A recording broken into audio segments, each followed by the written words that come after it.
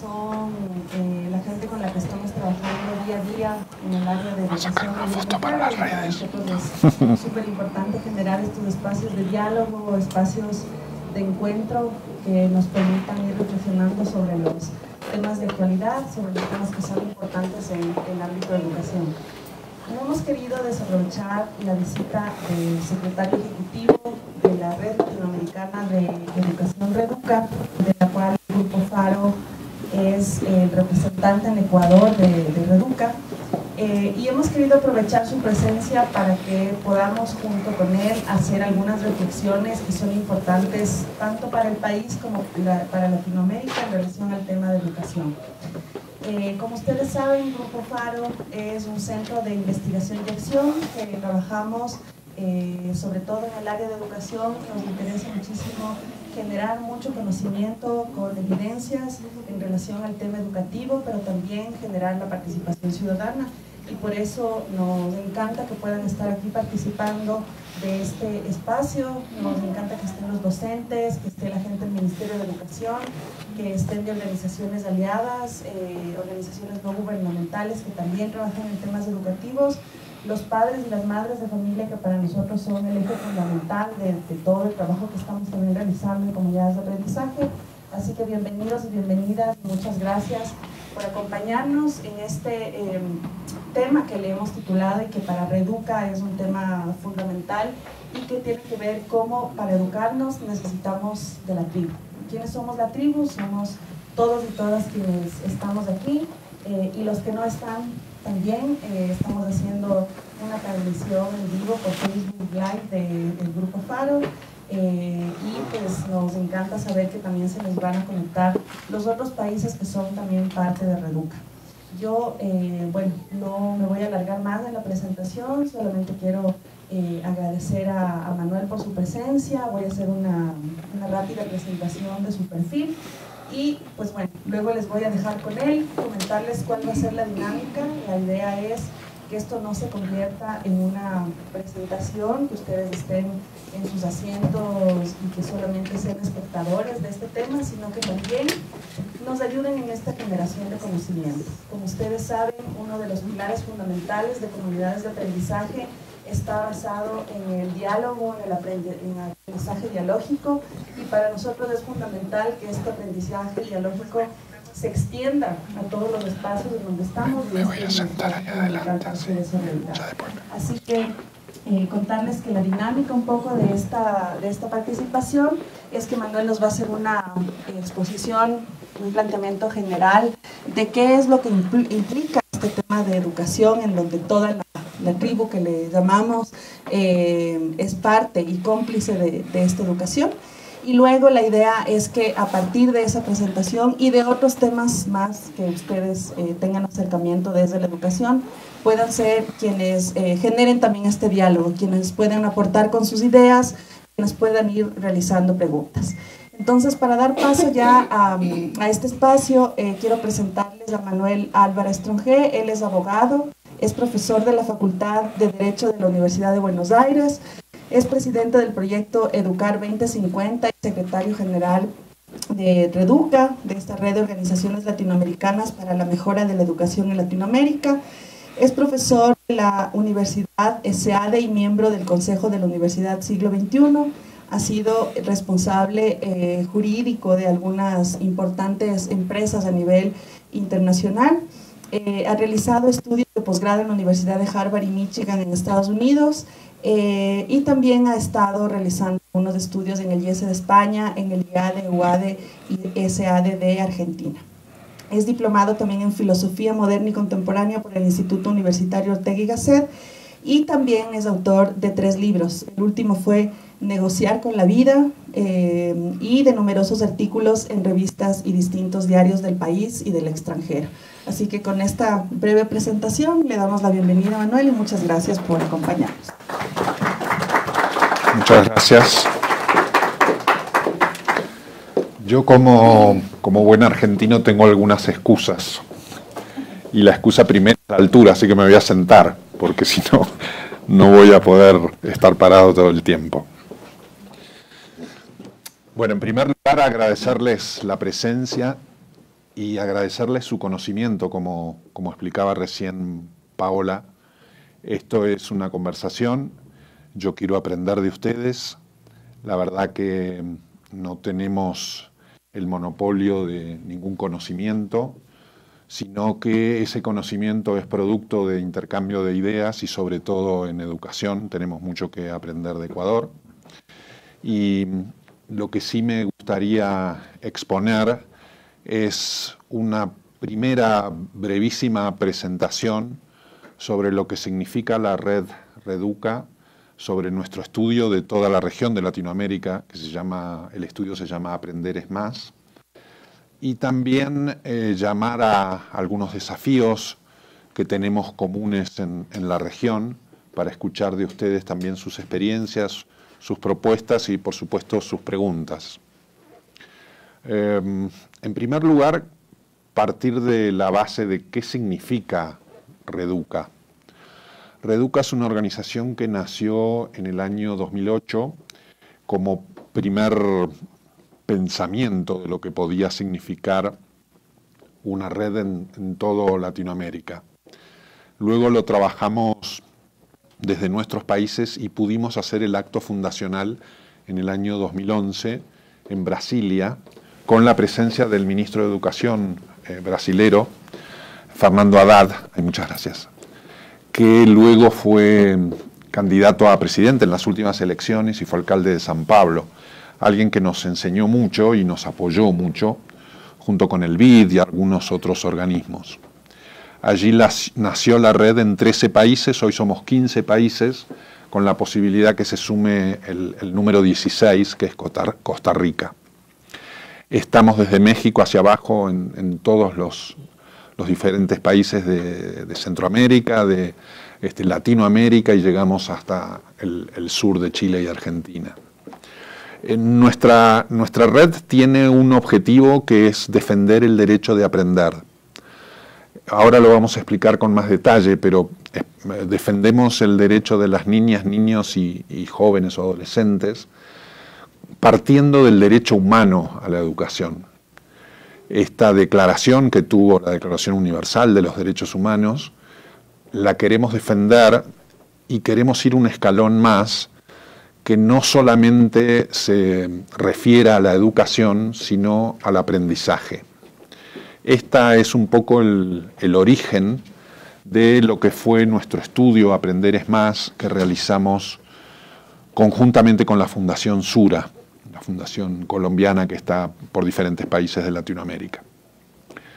Aprender es Más, como su título lo indica, pretende poner sobre la mesa que la educación no es el concepto tradicional de las trayectorias escolares, en muchos lugares obligatoria y de 12 años de escolaridad, a veces 14 con la formación inicial, sino que lo que nosotros estamos pidiendo, reclamando, gritando y uniéndonos es para que se logren aprendizajes para toda la vida y que la educación no solo sea transmitir conocimientos, sino los criterios necesarios para poder aplicarlos. En esta segunda parte de la definición, los criterios necesarios para poder aplicar conocimientos, está el aprender es más. ¿Qué significa eso? Nosotros somos formadores de criterios, tanto los padres, las madres, los profesores, y ese criterio está por encima de la transmisión de conocimientos, porque es el que sustenta la base de lo que se llama aprender a aprender. Ese ejercicio de criterio, ese ejercicio de pensamiento crítico, es el que permite vivir y desarrollarse en la vida adulta. Cuando nosotros pedimos y exigimos el aprender es más a los distintos gobiernos y a las distintas comunidades de Latinoamérica, lo que pretendemos es que cada alumno, cada alumna, termine sus estudios con esa formación en valores, en criterios, de vuelta para remarcar el término, y en conocimientos. Y nosotros defendemos esta postura primero porque partimos de una base que en Latinoamérica nos falta mucho para aprender. El estudio Aprender es Más hace un estudio de lo que le llamaríamos el estado de situación de la educación en Latinoamérica. Y nosotros, para hacerlo corto, sintético y gráfico, tenemos tres grandes desafíos, y hablando sin eufemismos, tenemos tres grandes problemas. Uno es un problema de cantidad, otro es un problema de calidad y otro es un problema de equidad. Vamos a describirlos rápido. Voy a hablar de promedios, algunas cosas que tienen que ver con Ecuador, algunas cosas que tienen que ver con Argentina por lo que es Proyecto Educar 2050 que me toca representar, pero en general voy a hablar de promedios latinoamericanos. El problema de cantidad que tenemos es un problema de cantidad de alumnos en trayectorias escolares completas. La educación obligatoria del secundario no la estamos haciendo realidad. Aproximadamente el 50% no egresa del secundario. Estos números varían, sé que en Ecuador están alrededor del 58% que sí egresan, pero en diferentes países de Latinoamérica están más bajos y nos llevan a este promedio. Este problema de cantidad lo puedo así sintetizar en egreso de la educación obligatoria. Pero vamos al problema de calidad, es decir, de aquellos que sí egresan. Aquellos que egresan del secundario tienen diferentes formas de evaluar esa calidad de los aprendizajes. Nosotros, y lo vamos a explicar más adelante, tenemos un objetivo que es ir más allá de las pruebas estandarizadas de educación. Pero también reconocemos que estas pruebas nos dan muchos datos, mucha información. Y la verdad que Latinoamérica en PISA, que es la evaluación internacional más grande que se realiza a chicos de 15 años, nos da muy buena información y desde el año 2000 en adelante, ya tenemos 18 años de evaluaciones. Estas evaluaciones nos indican que en Latinoamérica aproximadamente el 55% de los alumnos no comprende lo que lee. Como ustedes comprenderán, esta es una habilidad básica. Podemos hablar de las habilidades del siglo XXI, podemos hablar de las habilidades blandas, pero si los alumnos no comprenden lo que leen en un porcentaje tan alto, tenemos un problema, tenemos un riesgo en Latinoamérica hacia el futuro, tenemos una grieta, tenemos realmente un obstáculo para el desarrollo. Pero estos problemas, y de vuelta dicho en forma muy sintética y genérica, no terminan acá. Cuando vemos, por ejemplo, la habilidad de matemáticas, que en muchos casos depende de la comprensión lectora, los números son más altos. En Latinoamérica el 68% no puede resolver un ejercicio simple de matemáticas. De vuelta con diferentes variantes según los países. Pero de vuelta nos muestra que tenemos un problema de calidad. Y este problema de calidad está medido, como lo miden estas pruebas internacionales, como lo mide la UNESCO con TERS, el laboratorio latinoamericano, también nos muestran enormes problemas de aprendizaje. Y esto, como es lógico, se evalúan aquellos que están dentro del sistema, pero por eso empezamos poniendo sobre la mesa el problema de cantidad y de cantidad que no egresa. Y el tercer problema que tenemos es de justicia educativa o de equidad educativa. ¿Qué es lo que sucede? Que cuando nosotros medimos la comprensión lectora, la habilidad en ciencias o la habilidad en matemáticas, tenemos diferencias muy grandes entre los quintiles más altos o los niveles más altos socioeconómicos y los niveles más bajos.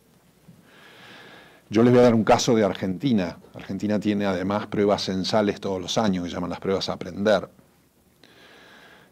En matemáticas tenemos números muy similares a Latinoamérica, el 68% no resuelve un ejercicio simple de matemáticas. Pero si vamos a las clases más bajas, el 92% no lo resuelve. La comprensión lectora es del 50% en términos generales, en los quintiles más bajos es del 70%. 68.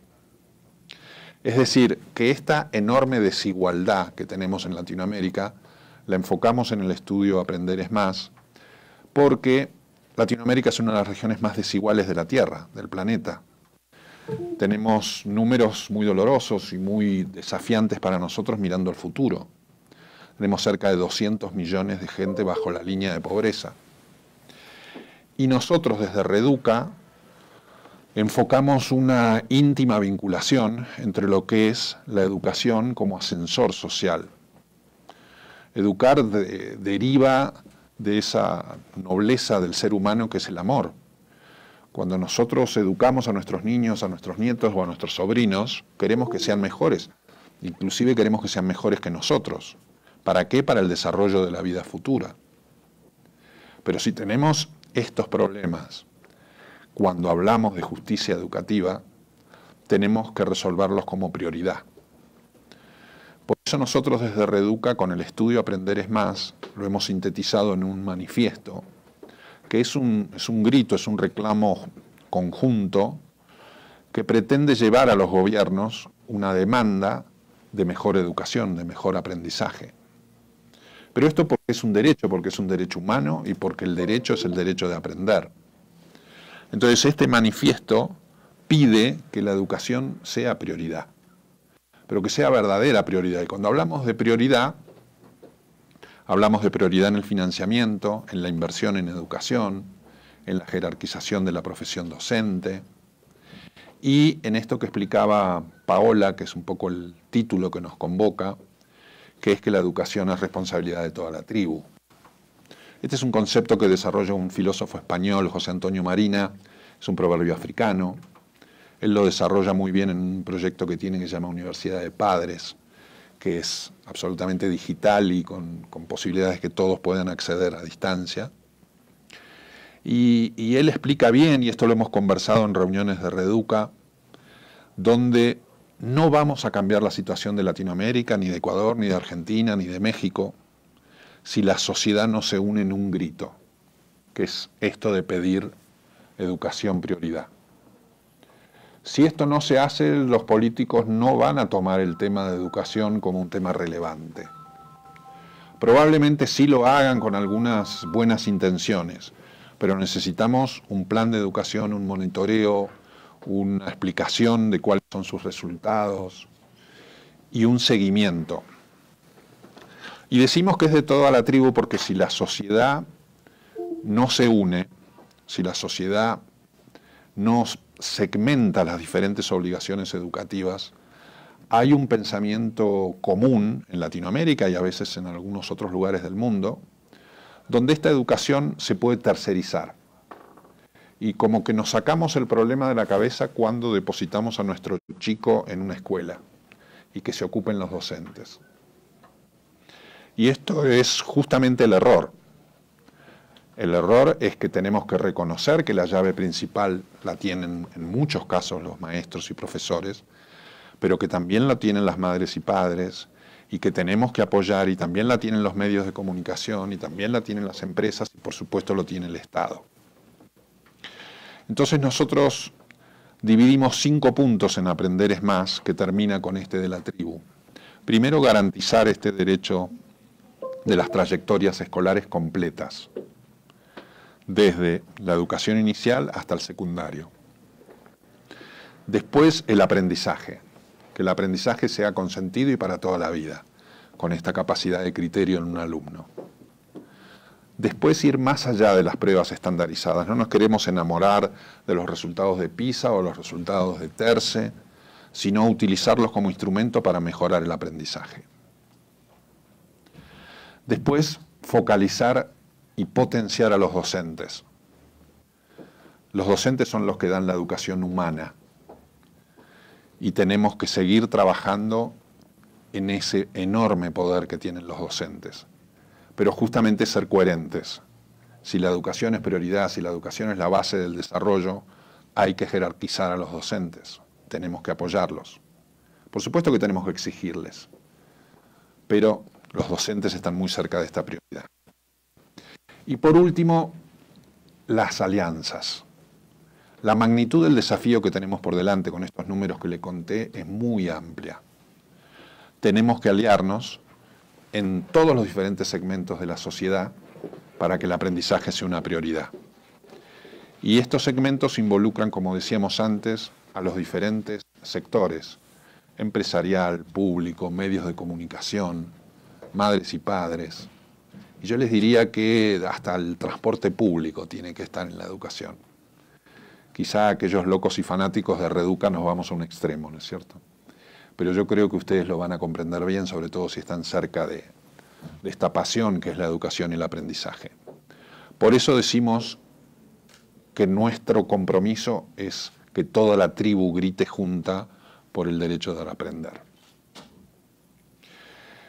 Esta entonces es la presentación muy sintética y quisiera conversar con ustedes, escuchar preguntas y de vuelta aprender de ustedes, porque en el intercambio vamos a generar buena información y buenas experiencias.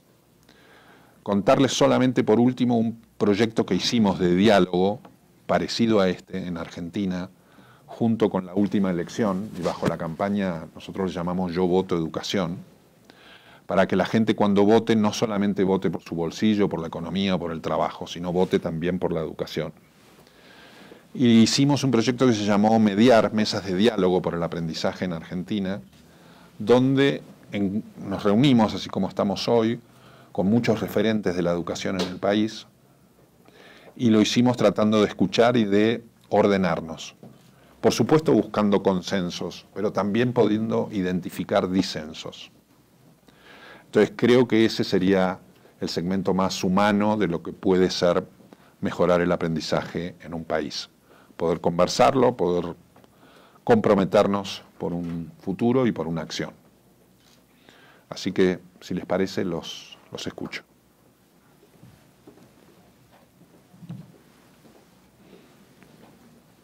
Y los estimulo, porque quiero escucharlos a ustedes.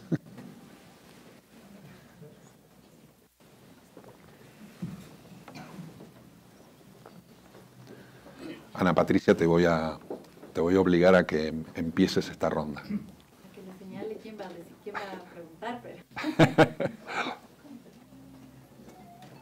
Bueno, Adelante. bueno, como docente y con la edad y la trayectoria que he vivido, siempre me he hecho una pregunta, porque a mí me gusta y me nace y me encanta ser docente.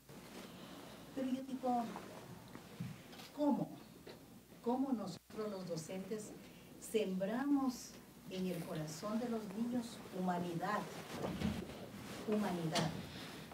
Porque nos estamos alejando de la humanidad. Y los resultados son nuestros políticos. Entonces, si nosotros no sembramos eso, humanidad en el corazón de estos niños, pues no vamos a tener cambio. Y sí me preocupa. Porque tengo estudiantes que ya son mayores de edad, que son hombres, que son padres de familia. Y yo siempre digo, a veces que les miro, digo, yo siempre he tratado de sembrar humanidad, que la gente valore al ser humano. Eso siempre me hago esa pregunta. Quisiera que la educación también se enfoque en esa situación, porque los resultados son nuestros políticos, son nuestros médicos, son nuestros todas las profesiones. Sin y de duda. ellos recibimos nuevamente. Sin y duda. estamos viendo que no hay resultado, sobre todo en lo que es el sector público. Nuestros gobernantes no están teniendo el sentido de humanidad. Sin duda. Una pregunta para comprender tu buena pregunta. ¿Sos docente de qué grado, de qué año, de qué...? Soy docente ahora de una escuelita, pero fui docente desde octavo a tercero bachillerato. Perfecto. Sí. Entonces sí me preocupa eso y quisiera que mediante la lectura, mediante esto que le veo muy bonito, compartir con padres de familia, quisiera llegar a eso, a sembrar humanidad en los pequeños. Bien. Bueno, te agradezco la pregunta y creo que es muy profunda y todos tenemos de alguna forma esa curiosidad, esa intriga por ser eficientes sembrando humanidad, como lo decís vos. Hay un libro que probablemente hayas leído, pero que siempre es bueno releer, que es un libro de de un amigo personal, puedo decir que es amigo porque lo conocí en España, que es Fernando Savater, y se llama El valor de educar. Allí le dedica un capítulo. La verdad que el capítulo es crucial, ¿no? Es decir, qué significa educar seres humanos. Y él parte de una base, les diría hasta agresiva, diciendo el ser no es humano cuando nace. Y cuando nosotros educamos a nuestros niños, y yo en este caso ya tengo que educar a mis nietos, me encuentro a veces con conductas que no son humanas, sino que van y le pegan al hermano, o le roban un juguete, o le hacen daño, o muerden a un amigo. Y Savater dice que ahí empieza el valor de educar, que de vuelta deriva nada menos que del amor. Con lo cual, repensar el valor de humanizar es, les diría, que leer a los grandes pensadores desde los griegos en adelante. Platón le dedicó capítulos a la educación de los niños. Y él explicaba cómo había que educarlos, inclusive en algún momento dijo que había que atarlos. Y todos los filósofos que ustedes van a encontrar, desde el gran Rousseau, al Emilio, casi todos, les dirían, han dedicado un capítulo a lo que es la educación de un ser humano y de hacerlo humano. ¿Cómo lo hacemos? El docente tiene una gran varita mágica que es el ejemplo. No hay mejor autoridad que el ejemplo. Pero por supuesto, la clave está en enseñar a pensar. Para enseñar a pensar y para enseñar a ser humano se necesita ser muy realista y con los alumnos compartir las realidades que ellos viven. Por eso hay que convertir al alumno en protagonista y por eso hay que escucharlo, desde los niños hasta los adolescentes, que hoy nos traen una serie de desafíos que nos están interpelando sobre lo que es educar para ser humano. Pero el docente tiene la magia, y les habla un hijo de una maestra. En Argentina existieron los normales, ¿no? Que eran las grandes escuelas que trajeron de formación docente, que las trajo un prócer y un presidente argentino que se llamó Sarmiento, y que las trajo de Estados Unidos. Una locura hizo. No sabían el idioma, trajo 46 docentes para formar docentes, pero todavía en Argentina, que no estamos bien en educación, estamos cobrando la renta de esa educación humana que empezó a pensar un político que tuvo una política de Estado. Y la verdad que esa educación humana de vuelta tiene que ver con enseñar criterios. Pero el criterio no se enseña fácil. Es una tarea apasionante, que yo sé que seguramente muchos de ustedes tienen y lo hacen mejor que nadie, pero en este enseñar a pensar está en enseñar las dificultades, que no tenemos la verdad, está en enseñar cosas que hoy se le llaman habilidades del siglo XXI, pero existieron desde el siglo IV a.C. Aristóteles recibió educación, muy fuerte de Platón, pero él fue educador de Alejandro Magno. O sea, miren de lo que estamos hablando, antes de Cristo. Y siempre se hizo hincapié en la educación humana. En lo que se llama la paideia griega se dividía la educación en instrucción y educación. Instrucción era la educación en conocimientos. La educación humana la tenía a cargo un adulto en la familia. Y ese adulto de la familia contribuía en gran medida a los valores que hacían esa educación humana. Hoy estas dos tareas confluyen en el docente, pero a veces se tercerizan en el docente, que eso es lo grave. Y los padres y madres dicen, ¿dónde te has educado? Y hoy educar en el ser humano tiene muchas complicaciones, porque nosotros hemos sido educados en una generación que, salvo algunas caras jóvenes que veo, no teníamos internet, no teníamos este acceso al conocimiento que hoy tenés con un clic de un celular, con todas las virtudes y los problemas que eso supone para educar al ser humano. Porque allí tienen todos los ríos de Europa o la información que necesiten de los presidentes latinoamericanos, de geografía, historia, ciencias o anatomía. Pero tener un clic para entrar y aprender criterios no están. Y eso el mismo Sabater hace mucha insistencia en lo que significa este principio de responsabilidad que a veces tiene un docente y tiene una madre y tiene un padre, que es el principio de saber decir la realidad, saber decir el no. Que muchas veces el no educa mucho más que un sí, aunque los alumnos no lo comprenden. Pero está en ese ejercicio, en esa dificultad, en ese diálogo, educar a ser humano muchas veces con el no. Muchas veces los adultos, y estos tenemos ejemplos por toda Latinoamérica y por todo el mundo, pretenden ser amigos de sus hijos, pretenden ser compañeros de sus hijos, pretenden confundirse con la vestimenta, con lo que es una hija. Y también nos pasa a los varones. Y ahí están las dificultades, ahí está el no educar, ahí está el no aceptar este principio tan importante que es el principio de la responsabilidad y el principio de educar con el no. Por supuesto que muchas veces hay que educar con el sí, no con el temor, pero esta educación necesita mucho principio de realidad y de responsabilidad. La respuesta no es unívoca, es para seguir conversándola. Sí. Con relación a lo que usted decía ahorita, digo, no habrá el momento de pensar y replantear en la manera que estamos educando hoy en día. Escuchaba a la licenciada que, inclusive usted acaba de decir ahorita, con un clic tenemos mucha información.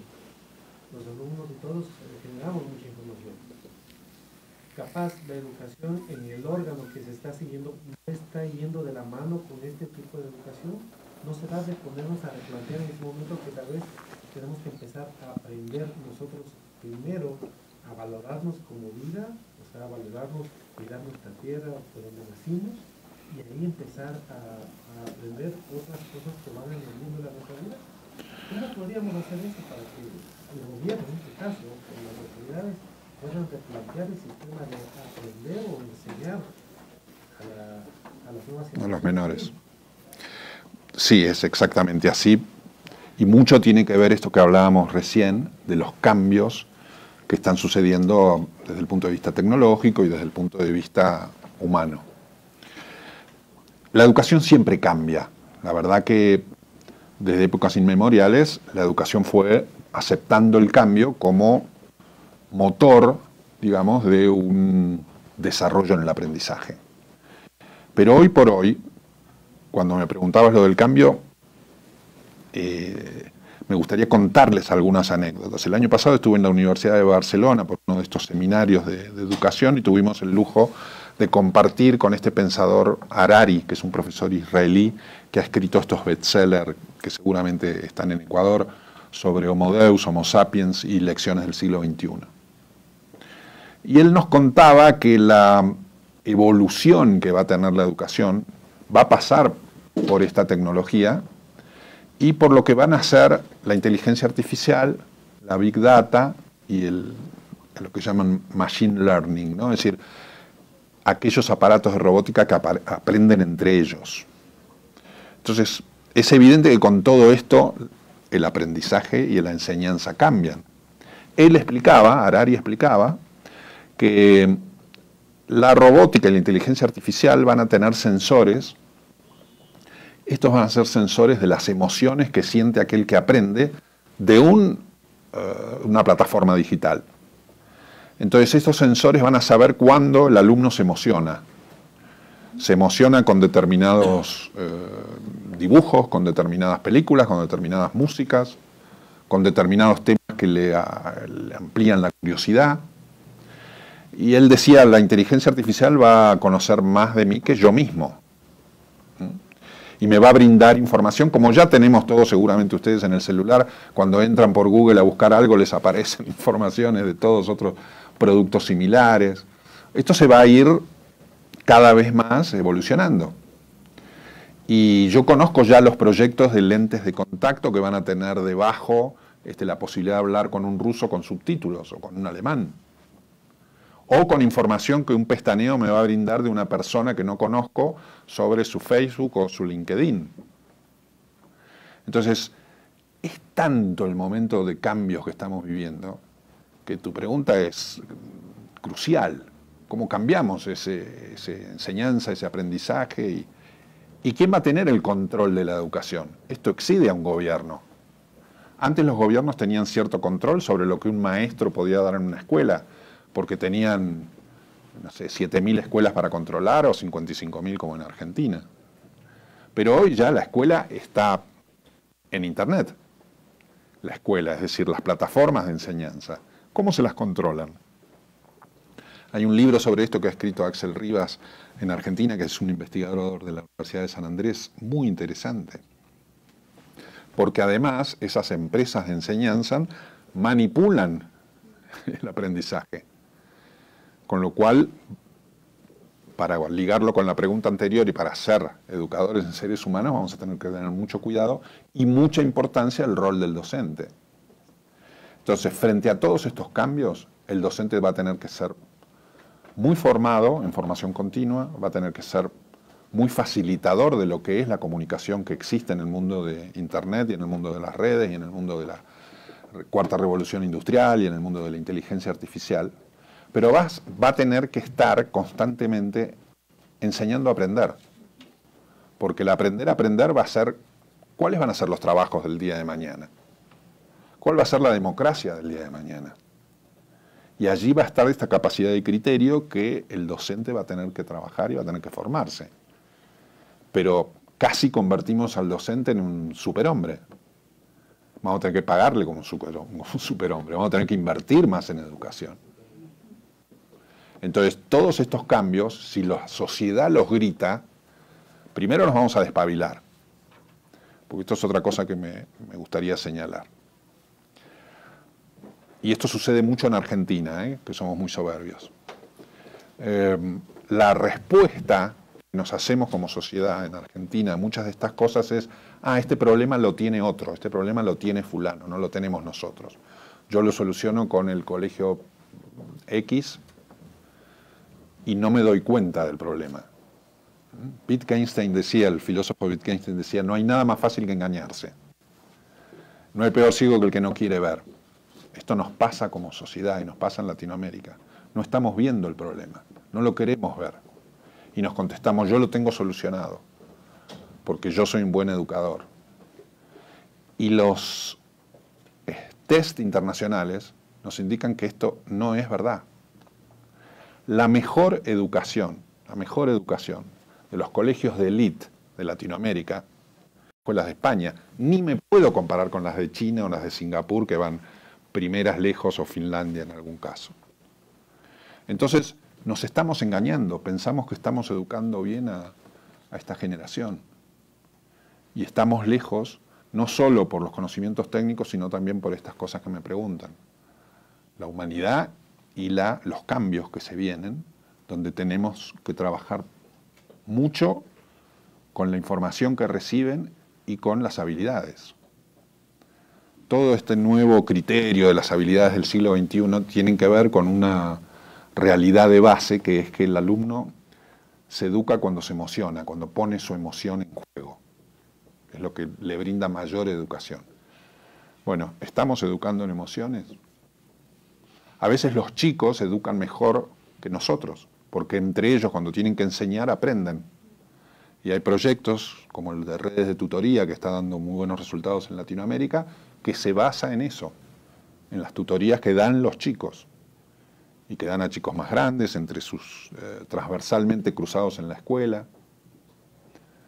Esto es enfrentar los cambios. No hay una receta mágica, pero vamos a tener que ser muy creativos y estar muy al tanto de lo que sucede en esta cuarta revolución industrial.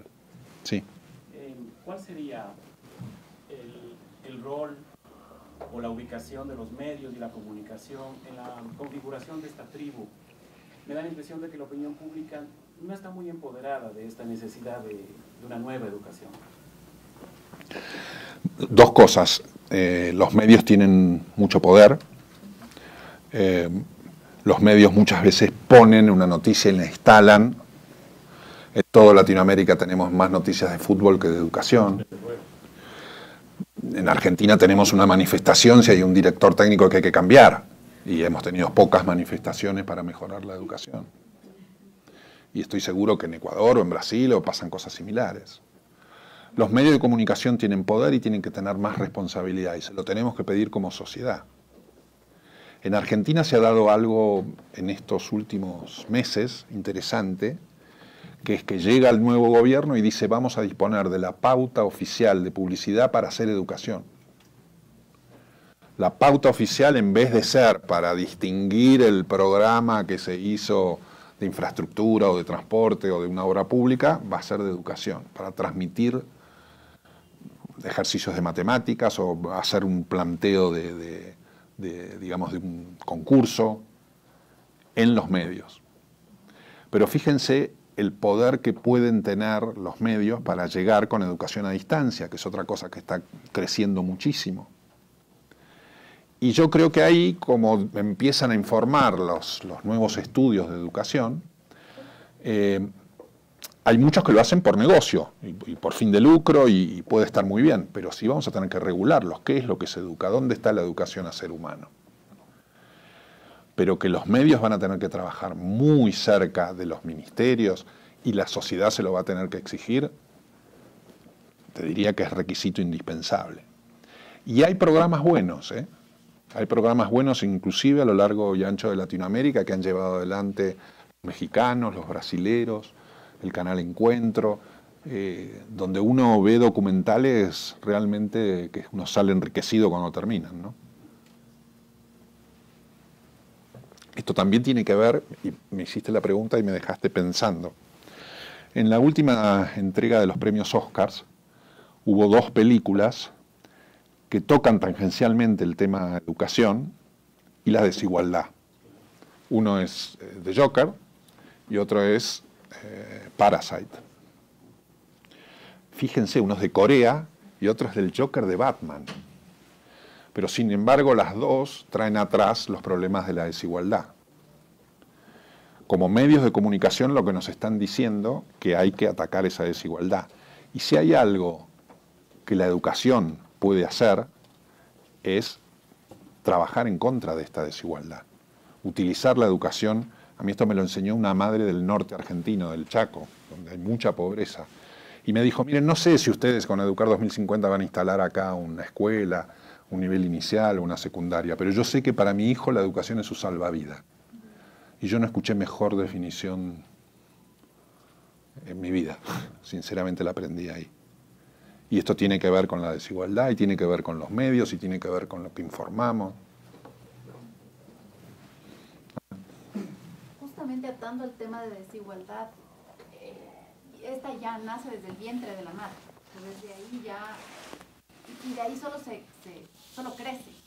De la cantidad de palabras que un niño lee, porque padres por diferentes circunstancias, sobre todo por limitaciones económicas que le impiden estar más tiempo con su niño, o por el acceso a libros o lectura, entonces de ahí ya empieza, ¿no es cierto? Pero yo he leído varios estudios que esa desigualdad y cada vez más incrementa sustancialmente, no en el año escolar, sino en el periodo de vacación. Porque familias con más capacidad económica le tienen al hijo en clases de matemáticas, de ballet, de física, mientras que otras familias por necesidad no pueden hacerlo. Entonces la pregunta específica es en este momento, en el verano, en las vacaciones, ¿qué estrategias, Manuel, has visto funcionan para que el gap, para que la brecha no se incremente con tanta velocidad como se está haciendo ahora? Bueno, 2 o 3 cosas ligadas a tu pregunta. En primer lugar, esta desigualdad que hablábamos antes hace que en los quintiles más bajos sea muy difícil hablar de paridades, porque o no tenemos padres alfabetos, o no tenemos libros, o no tenemos conectividad, no tenemos un lugar donde puedan estudiar, y a veces no tenemos alimentos para llenar esas panzas, ¿no? Esos estómagos. Entonces, la dificultad de lo que algunos llaman mérito se hace muy difícil de comparar por los puntos de partida distintos, ¿no?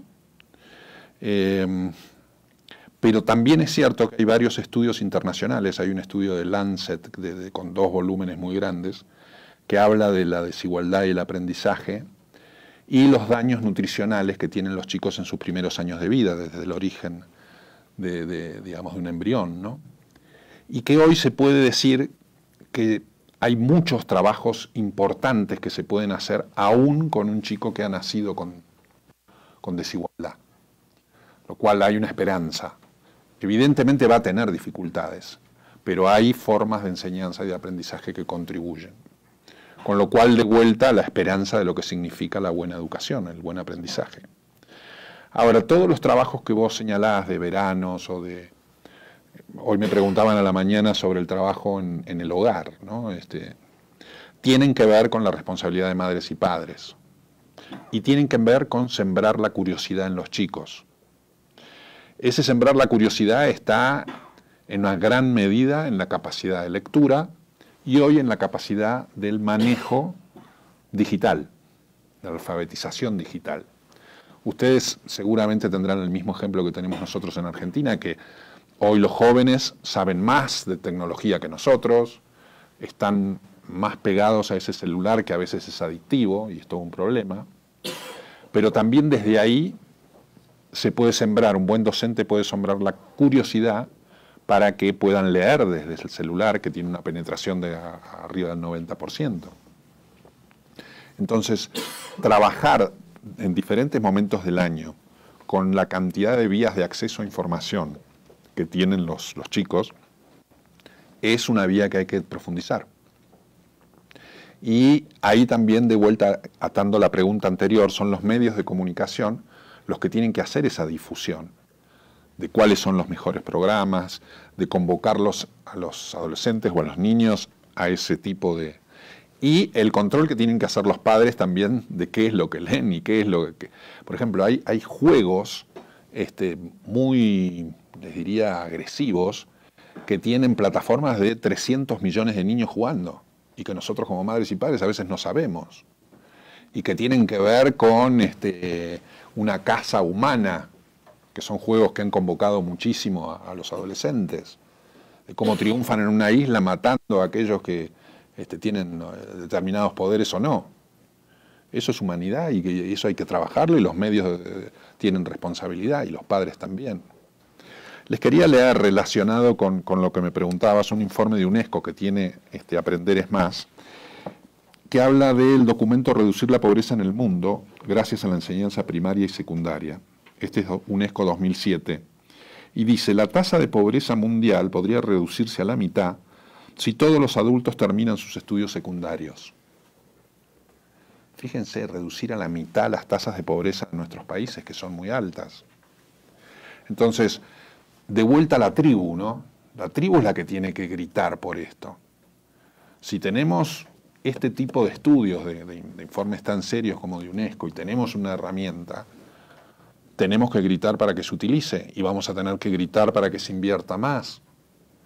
Ecuador está cerca del 5%, me dicen, ¿no?, de la inversión, 4 y pico. ¿Saben cuánto está Brasil? Estoy hablando del 4 o 5% sobre el PBI en inversión educativa. Brasil ha sacado una ley con un planteo de un plan educativo y va a llevar la inversión del Producto Bruto de Brasil, que Brasil en sí mismo es un continente dentro de Latinoamérica, al 10% del Producto Bruto brasilero. Lo hará con tiempo, lo hará con muchos problemas, pero ya se ha fijado esa meta. En Argentina hemos fijado el 6 y la pudimos cumplir en el 2015, después bajamos. O sea, como sociedad y como tribu tenemos que exigirlo, porque si no todas estas cosas van a ser muy difíciles de conseguir, ¿no? Sí, al fondo. Con todos los temas que trataste de desigualdad, yo sé que estás centrado en el tema de las escuelas y de los colegios, yo me planteo los jóvenes que logran el acceso a la universidad, con todas estas brechas, porque también encontramos que muchos jóvenes pues, llegan a la universidad y llegan con estas brechas. En el país, no sé si este año o el año anterior, los institutos llegan al nivel de, o sea, son reconocidos sus títulos como tercer nivel. Y yo me pregunto, ¿y cuál es el rol también del tema de la educación con los que logran llegar, que también supongo los porcentajes son muy bajos, pero también plantearse el derecho, ¿no? También se discute mucho que la universidad no está hecho para todos, ¿no? Que no todos estamos en la capacidad, pero cuando tú planteas todo este tema de la desigualdad, también creo que mueve para ver qué pasa con los que llegan. Sí. ¿Qué pasan con los docentes que también lograron con esfuerzos llegar, ¿no? Tener un título, y pues la prioridad es ese que educa, ¿no? Pero ¿qué pasa también con este rol de la universidad? Y una universidad pública y también con mucha fuerza en América Latina de querer ser privatizada. Con mucha fuerza la pública que también da privilegios a las élites. Bueno, acá habla, me pongo el sombrero de profesor de la UBA, profesor de la Universidad de Buenos Aires, que es una universidad pública que me da mucho orgullo, donde yo estudié.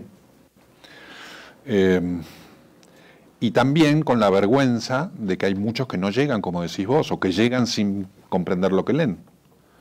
Porque estos problemas que hablamos en general se traducen muchas veces en un chico que egresó del secundario y empieza la universidad. Saliendo de lo que son estas pruebas estandarizadas y yendo más allá, a estos chicos hay que trabajar más, hay que incentivarlos, porque demuestran un grado de resiliencia impresionante, es decir, de resistir y esforzarse, ¿no? Y si llegan a la universidad creo que tenemos que ponerle mayor cuotas de esfuerzo y privilegio, ¿no?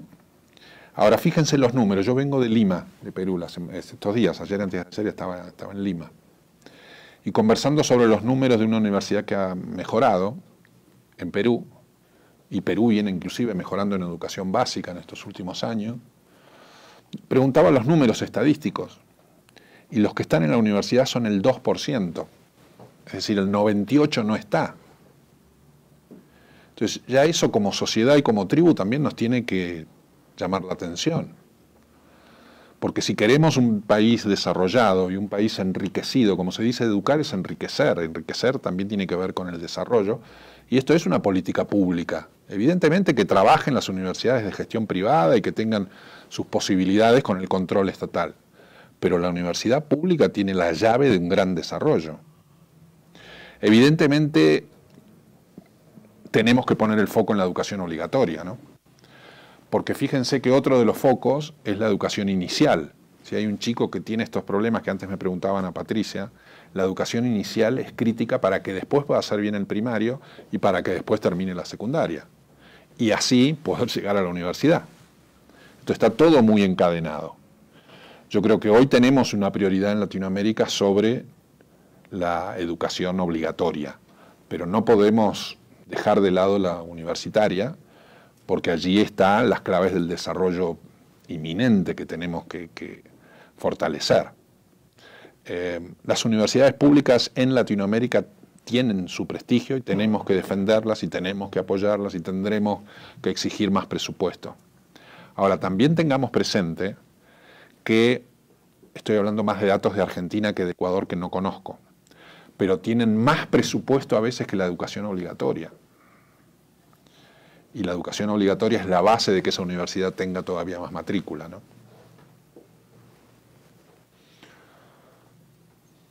¿Qué más? Cuéntenme. En base a los estudios que ustedes realizaron con Reduca en base a su país, para nosotros como ecuatorianos que estamos en una sociedad, como había indicado la compañera, un poco decadente en valores, un poco también falta mucho por parte del Estado entender este valor muy importante que es que los docentes trabajemos también en base al respeto de los que vienen con los valores de casa. Se está acabando los valores hacia el docente cada vez está desvalorizado. Tenemos más presión de los padres, se da más protagonismo a los padres cuando la educación en los años anteriores era diferente. En base a su experiencia, ¿qué recomendaciones nos pueden dar con el estudio que ustedes hicieron en Aprender es Más? ¿Qué recomendaciones nos puede dar a nosotros como docentes para tratar, para trabajar, para mejorar el aprender? Porque muchos de los casos nosotros decimos, sí, nosotros les enseñamos, pero al aprender es diferente a que lo aprenda como usted mismo dijo. Los estudiantes aprenden más cuando están emocionados, cuando se sienten bien, cuando están calmados y cuando están económicamente incluso bien. Porque sí es la realidad total del país, de algunos estudiantes, de algunas familias, lo que usted indicó. Sí, sí, Entonces, sí. ellos van sin qué comer a la escuela. O a veces van a comer a la escuela, ¿no? Y eso causa problemas pues, para Sí. su desarrollo intelectual y físico. Sí. Bueno, 2 o 3 cosas que te agradezco la pregunta, me haces pensar, ¿no? En primer lugar, yo creo que la familia no puede desobligarse, ¿no? La socialización primaria es una obligación de la familia. La familia es la que tiene la primera obligación de enseñarle el respeto, de enseñarle algunos valores básicos que tiene el ser humano, de enseñarle lo que significa el respeto a un adulto, o el por favor, o el gracias, o el permiso. Y si eso lo dejamos como sociedad, Ecuador, Argentina o Uruguay, tenemos una grieta, tenemos un edificio que está cayéndose. Primer tema. Es cierto que, y yo soy también docente, ¿no? Pero como encontramos hoy una mayor exigencia de los padres, como reclamándonos, ¿no? Diciendo, ¿cómo es posible que fulano no aprenda, ¿no? Y acá les cuento una anécdota personal. Yo les dije que mi madre era maestra. Y ella en algún momento me dijo, de muy chico, ¿no? Estábamos con mis hermanas, y dijo, miren, cuando ustedes tengan un problema en la clase, me vengan con cuentos de los maestros, yo siempre le voy a dar la razón al docente, al maestro. Y nosotros nos sentimos un poco con bronca, ¿no? Como hermanos, como hijos, bueno, porque no nos escuchan a nosotros. Después nos fuimos dando cuenta que tenía razón. Pero hoy es absolutamente al revés. Es decir, vienen los chicos a contar un problema y van los padres a reclamar y a gritarle a un docente, o a exigirle. Entonces yo creo que esto tiene